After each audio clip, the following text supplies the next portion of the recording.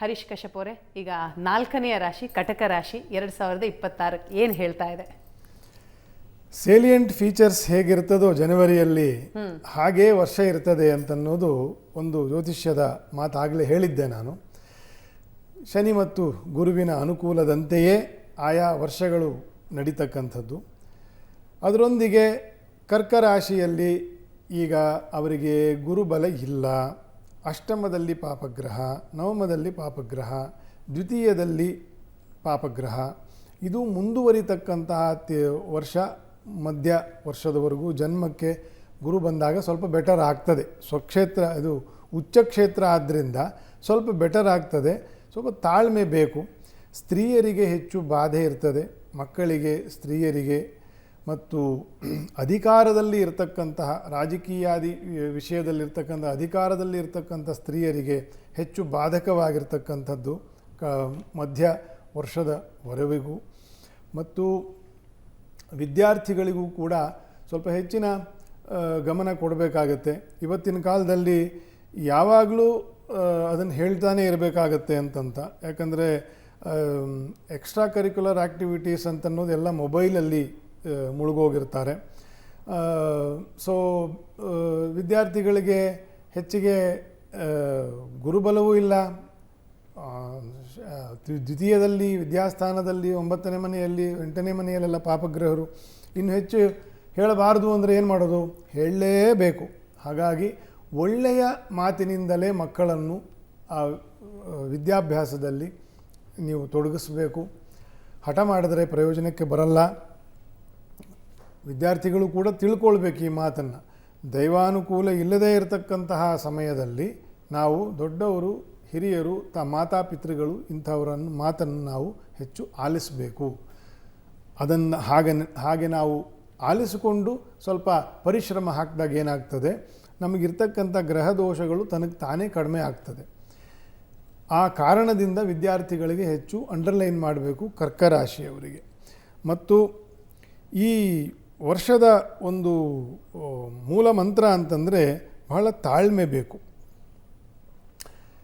ಮಹಾಗ್ರಹರಾಗಿರ್ತಕ್ಕಂಥ ಶನಿ ಆಗಲಿ ಗುರುವಾಗಲಿ ಜನ್ಮದಲ್ಲಿ ಬಂದಾಗ ಅತ್ಯಂತ ಏನು ಹೇಳ್ತೀವಿ, ಪರೀಕ್ಷೆಯನ್ನು ತಂದು ಒಡ್ಡುತ್ತಾರೆ. ಹಾಗಾಗಿ ನಮಗೆ ತಾಳ್ಮೆ ಬೇಕು. ಕರ್ಕರಾಶಿಯವರು ತಾಳ್ಮೆಯ ಜನರೇ, ಬಹಳ ಶಾಂತಚಿತ್ತರಿರ್ತಾರೆ. ಗುರುವು ಅನುಕೂಲದಲ್ಲಿ ಇರೋವರು 10 ಜನಕ್ಕೆ ಬೋಧನೆ ಮಾಡುವಷ್ಟು ಜ್ಞಾನಿಗಳಿರ್ತಾರೆ ಕರ್ಕರಾಶಿಯವರು. ಆದರೆ ಈ ವರ್ಷ ಶನಿಯ ಅನುಕೂಲವು, ಅಷ್ಟಮದ ಅನುಕೂಲವೂ ಇಲ್ಲದೇ ಇರುವುದರಿಂದ ಮತ್ತು ಜನ್ಮಕ್ಕೆ ಗುರುವು ಬರೋದರಿಂದ ಸ್ವಲ್ಪ ಬೆಟರ್ ಆಗುತ್ತೆ ಅಷ್ಟೇ. ಆದರೆ ಎಲ್ಲವೂ ಚೆನ್ನಾಗಿ ಆಯಿತು ಅಂತಂತ ಇರೋದಿಲ್ಲ. ಹಾಗಾಗಿ ಸ್ವಲ್ಪ ತಾಳ್ಮೆ ಈ ವರ್ಷದ ಮಂತ್ರ. ಈ ಒಂದು ವಿಷಮ ಸ್ಥಿತಿ ಅಂತ, ದ್ವಿತೀಯದಲ್ಲಿ ಪಾಪಗ್ರಹನು, ಅಷ್ಟಮದಲ್ಲಿ, ನವಮದಲ್ಲಿ ಗುರುವಿನ ಬಲವೂ ಇಲ್ಲ. ಸಾಲದ್ದಕ್ಕೆ ಷಷ್ಠ ಮತ್ತು ಸಪ್ತಮದಲ್ಲಿ ರವಿ ಕುಜರ ಸಂಚಾರಗಳಿರ್ತಕ್ಕಂತಹ ವರ್ಷ ಶುರು ಆಗ್ತಿದೆ. ಸ್ವಲ್ಪ ತಾಳ್ಮೆಯು ಒಂದು ಮಂತ್ರ. ಆದರೆ ಪರಿಹಾರ ನಾಮಜಪ, ಹೆಚ್ಚು ಹರಿನಾಮ ಜಪವನ್ನು ಮಾಡಿ ಬಲ ಬರುತ್ತೆ, ಹೆಚ್ಚು ಬಲ ಬರುತ್ತದೆ. ಸರ್, ಇನ್ನು ಸಿಂಹರಾಶಿ. ಸಿಂಹರಾಶಿಯವರಿಗೆ ಈ ವರ್ಷ ಸಪ್ತಮಾಧಿಪತಿಯಾಗಿರುವಂತಹ ಶನಿ ಅಷ್ಟಮದಲ್ಲಿ ಸಂಚಾರವನ್ನು ಮಾಡ್ತಿರುವಂಥದ್ದು. ಲಗ್ನದಲ್ಲಿ ಅಥವಾ ಜನ್ಮದಲ್ಲಿ ಕೇತು, ಸಪ್ತಮದಲ್ಲಿ ರಾಹುವಿನ ಸಂಚಾರ, ಮತ್ತು ವರ್ಷಾರ್ಧದ ನಂತರದಲ್ಲಿ ಅವರಿಗೆ ಗುರುವಿನ ಸಂಚಾರ 12ರಲ್ಲಿ ಆಗ್ತಿರುವಂಥದ್ದು. ಉಚ್ಚ ಸ್ಥಾನದಲ್ಲಿರುವಂತಹ ಗುರು. ಜನ್ಮದಲ್ಲಿ ಕೇತುವಿನ ಸಂಚಾರ ಇರುವಂತಹ ಒಂದು ಸಮಯದಲ್ಲಿ ಆರೋಗ್ಯದಲ್ಲಿ ಒಂದಷ್ಟು ವ್ಯತ್ಯಾಸ ಆಗುವಂತಹ ಸಾಧ್ಯತೆಗಳು ಅನ್ನುವಂಥದ್ದು ಕಾಣುತ್ತೆ. ಕೇತು ಲಿವರನ್ನು ಮತ್ತು ಹೊಟ್ಟೆ ಭಾಗವನ್ನು ಇತ್ಯಾದಿ ಸಂಬಂಧವಾಗಿರುವಂತಹ ಒಂದು ಸಮಸ್ಯೆಗಳನ್ನು, ಮತ್ತು ಸಪ್ತಮಾಧಿಪತಿಯಾಗಿರುವಂತಹ ಶನಿ ಅಷ್ಟಮ ಸ್ಥಾನದಲ್ಲಿ ಸಂಚಾರ ಮಾಡಬೇಕಾದ್ರೆ ಮೂತ್ರಕೃಚ್ರ ಅನ್ನುವಂತಹ ಒಂದು ರೋಗ ಉಂಟಾಗುವಂತಹ ಒಂದು ಸಾಧ್ಯತೆ ಸಿಂಹರಾಶಿಯವರಿಗೆ ಕಾಣಸಿಗುತ್ತೆ.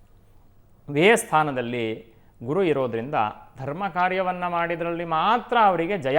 ಅದು ಬಿಟ್ಟು ಸಪ್ತಮ ಸ್ಥಾನದಲ್ಲಿ ರಾಹು ಇರೋದ್ರಿಂದ ನಾವು ಕುಂಭರಾಶಿಯನ್ನು ಯಾವಾಗಲೂ ನಾನು ಹೇಳ್ತಾ ಇರ್ತೀನಿ ಮಿಸ್ಟರಿ ಪಾರ್ಟ್ ಅಂತ.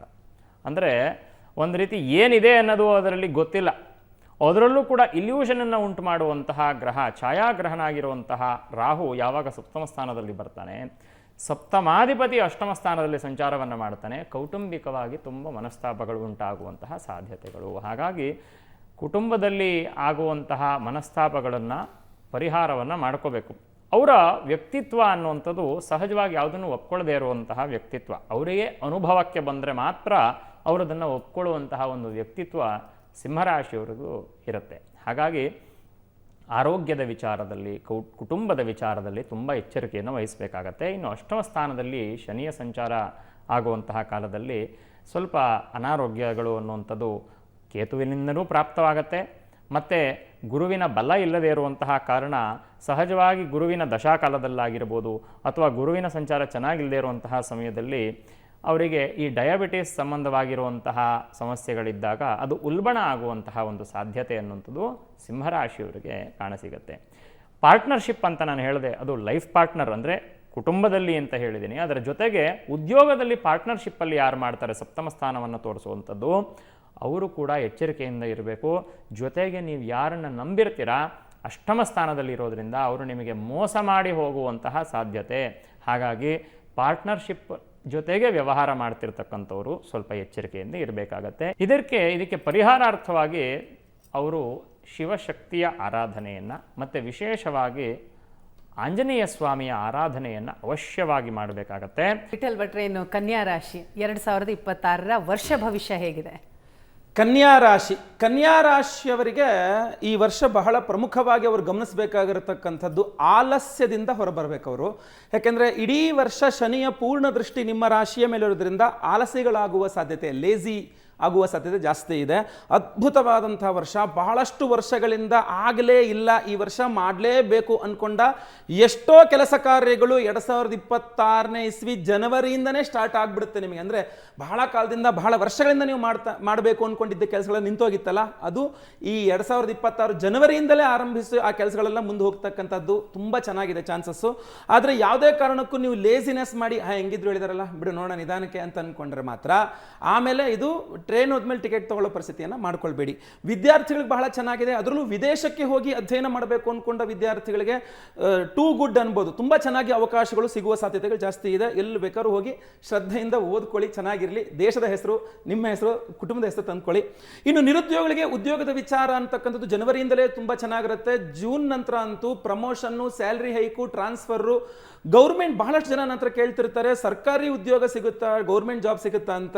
ನೀವು ಕನ್ಯಾ ರಾಶಿಯವರಾಗಿದ್ದರೆ ಈ ವರ್ಷ ನಿಮಗೆ ತುಂಬ ಇಂಪಾರ್ಟೆಂಟು. ಶನಿಯ ದೃಷ್ಟಿ ನಿಮ್ಮ ರಾಶಿಯ ಮೇಲಿದೆ, ನಿಮಗೆ ವಿಶೇಷವಾಗಿ ಗುರುಬಲನೂ ಬರ್ತದೆ ಅಂತಂದಾಗ ಈ ವರ್ಷ ಸರ್ಕಾರಿ ಉದ್ಯೋಗಕ್ಕೆ ಪ್ರಯತ್ನ ಮಾಡ್ತಿರುವ ಕನ್ಯಾ ರಾಶಿಯವರಿಗೆ ಅತ್ಯುತ್ತಮವಾಗಿರುತ್ತದೆ. ಇನ್ನು ಸ್ಯಾಲ್ರಿ ಹೈಕು, ಪ್ರಮೋಷನ್ ಅಂತೂ ಗ್ಯಾರಂಟಿ ಸಿಗುತ್ತೆ ಈ ವರ್ಷದಲ್ಲಿ. ಬಹಳ ಕಾಲದಿಂದ ನೀವು ಒಂದೇ ಕಡೆ ಕೆಲಸ ಮಾಡ್ಕೊಂಡು ಬಂದಿದ್ದೀರಾ, ಈ ವರ್ಷ ನನ್ನ ರೆಕಗ್ನೈಸ್ ಮಾಡ್ತಾರ ಅಂದರೆ ಖಂಡಿತ ರೆಕಗ್ನೈಸ್ ಮಾಡ್ತಾರೆ, ನಿಮ್ಮನ್ನು ಗುರುತಿಸ್ತಾರೆ, ನಿಮ್ಮನ್ನು ಪ್ರಮೋಷನ್ ಆದಿಗಳು ಸಿಗುತ್ತೆ, ನಿಮಗೆ ನೀವು ಬಯಸಿದ್ದು ಸಿಗುತ್ತೆ. ಬಾಯಿ ಬಿಟ್ಟು ಕೇಳಬೇಕು, ಅರ್ಜಿ ಹಾಕಬೇಕು. ಸುಮ್ಮನೆ ಕೂತು ಅವರೇ ಬರಲಿ ಅಂದರೆ ಅದಾಗೋ ಕೆಲಸ ಅಲ್ಲ. ಇನ್ನು ನೀವು ಅವಿವಾಹಿತರು, ವಿವಾಹಾದಿ ವಿಚಾರಗಳಲ್ಲಿ ಅನುಕೂಲ ಇದೆ ಅಂದರೆ ಖಂಡಿತವಾಗಿ ಇದೆ. ಇಡೀ ವರ್ಷವೂ ಇದೆ. ಅದರಲ್ಲೂ ಬಹಳಷ್ಟು ಜನಕ್ಕೆ ಇರುತ್ತೆ, ನಾನು ಏನು ಜಾಬ್ ಮಾಡ್ತಾ ಇದ್ದೀನೋ ಅದೇ ಜಾಬ್ ಮಾಡ್ತಾ ಇರುವಂಥ ಬಾಳ ಸಂಗಾತಿ ಬೇಕು. ಇವಾಗ ನನಗೆ ಟೀಚರ್ ಹುಡುಗಿನೇ ಬೇಕು, ಟೀಚರ್ ಹುಡುಗನೇ ಬೇಕು, ಲಾಯರೇ ಬೇಕು, ಡಾಕ್ಟರೇ ಬೇಕು ಅಂತ ಹುಡುಕ್ತಿರ್ತಾರಲ್ಲ, ಆ ಥರ ನಿಮ್ಮದೇ ವೃತ್ತಿಯನ್ನು ಮಾಡ್ತಾ ಇರತಕ್ಕಂಥ ಒಂದು ಬಾಳ ಸಂಗಾತಿಯನ್ನು ಹುಡುಕ್ತಾ ಇರುವ ಕನ್ಯಾ ರಾಶಿಯವರು ನೀವು ಆದರೆ ಜನವರಿಯಿಂದನೇ ಶುರು ಮಾಡ್ಕೊಂಡ್ಬಿಡಿ. ಯಾವುದೇ ಧನುರ್ಮಾಸ, ಪುಷ್ಯಮಾಸ ಅಂತ ಯೋಚನೆ ಮಾಡೋಕೆ ಹೋಗ್ಬೇಡಿ. ನೀವು ಹುಡುಕೋಕೆ ಸ್ಟಾರ್ಟ್ ಮಾಡಿ, ಖಂಡಿತವಾಗಿ ನಿಮ್ಗೆ ಅನುಕೂಲ ಆಗಲಿದೆ. ಅದು ಜೂನ್ ನಂತರ ಅಂತೂ ತುಂಬ ಚೆನ್ನಾಗಿದೆ ವಿವಾಹಾದಿ ವಿಚಾರಗಳಲ್ಲಿ. ಇನ್ನು ವಿವಾಹ ಆಗೋಗಿದೆ, ಗಂಡ ಹೆಂಡತಿ ಜಗಳ ಮನಸ್ತಾಪಗಳೆಲ್ಲ ಇದೆ ಅಂತಂದಾಗ ಬಹಳ ಮುಖ್ಯವಾಗಿ ಇವತ್ತಿನ ಸಲ ನೀವು ಬರೀ ದ್ವಿಸ್ವಭಾವ ರಾಶಿಗಳೇ ಬರುತ್ತೆ ನಿಮಗೆ. ನಿಮ್ಮದು ಕನ್ಯಾ ರಾಶಿಯವ್ರದ್ದು ದ್ವಿಸ್ವಭಾವ ರಾಶಿ ಆದ್ದರಿಂದ ನೀವೊಂದು ಸ್ವಲ್ಪ ಗಟ್ಟಿ ಮನಸ್ಸು ಮಾಡಬೇಕು.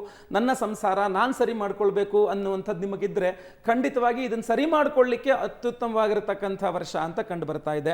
ಸಂತಾನ ಇಲ್ಲದವರಿಗೆ ಖಂಡಿತವಾಗಿ ಸಂತಾನ ಆಗ್ತದೆ. ಯಾಕೆ ಅಂತಂದ್ರೆ ಲಾಭದಲ್ಲಿ ಗುರು ಇರ್ತಾನೆ, ಪಂಚಮಾಧಿಪತಿಯ ದೃಷ್ಟಿ ಇರ್ತದೆ, ಶುಕ್ರ ಸಂಚಾರ ಮಧ್ಯದಲ್ಲಿ ಬಲವನ್ನು ಕೊಡ್ತಾ ಹೋಗ್ತಾ ಇದೆ. ಆದ್ರಿಂದಾಗಿ ಪುರುಷರಲ್ಲಿಯೂ ಸಹ ಸ್ತ್ರೀಯರಲ್ಲಿಯೂ ಸಹ ಯಾವುದೇ ಆರೋಗ್ಯ ಬಾಧೆಗಳಿದ್ದು ಸಂತಾನ ಆಗ್ತಾ ಇಲ್ಲ ಅನ್ನೋರ್ಗೂ ಸಹ ಈ ವರ್ಷ ನೀವು ಜನವರಿಯಿಂದಲೇ ಔಷಧೋಪಚಾರಗಳನ್ನು ಸರಿಯಾಗಿ ಮಾಡ್ಕೊಂಡು ಬಂದ್ರೆ ಕನ್ಯಾ ರಾಶಿಯವರಿಗೆ ಸಂತಾನ ಯೋಗ ತುಂಬಾ ಚೆನ್ನಾಗಿದೆ. ಇನ್ನು ಸೈಟ್ ತಗೋಬೇಕು, ಮನೆ ಕಟ್ಟಬೇಕು, ಬಹಳಷ್ಟು ಕಾಲದಿಂದ ನಿಂತು ಹೋಗಿರುತ್ತೆ, ಅರ್ಧಮರ್ಧ ದುಡ್ಡು ಕೊಟ್ಬಿಟ್ಟಿರ್ತೀರಾ, ಫುಲ್ ದುಡ್ಡು ಕೊಟ್ಟು ರಿಜಿಸ್ಟರ್ ಮಾಡ್ಕೊಂಡಿರಲ್ಲ, ಅವರು ಕೂಡ ಗಲಾಟೆ ಮಾಡ್ತಾ ಇರ್ತಾರೆ. ಈ ವರ್ಷ ನೀವು ಆರಾಮಾಗಿ ಕೂತ್ಕೊಂಡು ಅವರಿಗೆ ದುಡ್ಡು ಸೆಟಲ್ ಮಾಡಿ ರಿಜಿಸ್ಟರ್ ಮಾಡ್ಕೊಳ್ಬಹುದು. ಇಲ್ಲ ಸೈಟ್ ಇದೆ ಮನೆ ಕಟ್ಲಿಕ್ಕೆ ಶುರು ಮಾಡಬೇಕು ಅಂದ್ಕೊಳ್ತಾ ಇದ್ದೀನಿ ಯಾಕೋ ಆಗ್ತಾ ಇಲ್ಲ, ಖಂಡಿತವಾಗಿ ಆಗುತ್ತೆ. ಮನಸ್ಸು ಮಾಡಬೇಕಷ್ಟೇ. ನೀವು ಮನಸ್ಸು ಮಾಡಿ ಕೈ ಹಾಕಿ ಮಾಡಿದ್ರೆ ಧೈರ್ಯವಾಗಿ ಖಂಡಿತ ಮನೆ ಕಟ್ತೀರಾ. ಇನ್ನು ಬಹಳ ಮುಖ್ಯವಾಗಿ ಪರಿಹಾರಾದ ವಿಚಾರಗಳಿಗೆ ಬಂದರೆ ಬಹಳ ಮುಖ್ಯವಾಗಿ ಗಣಪತಿಯನ್ನ ಆರಾಧನೆ ಮಾಡಲೇಬೇಕು ನೀವು. ಓಂ ಗಂ ಗಣಪತಯೇ ನಮಃ ಈ ಒಂದು ಮಂತ್ರವನ್ನ ಜಪ ಮಾಡಿದ್ರೆ ಖಂಡಿತವಾಗಿ ಎಲ್ಲ ನಿರ್ವಿಘ್ನವಾಗಿ ಆಗ್ತದೆ. ಒಳ್ಳೆಯದಾಗಲಿ.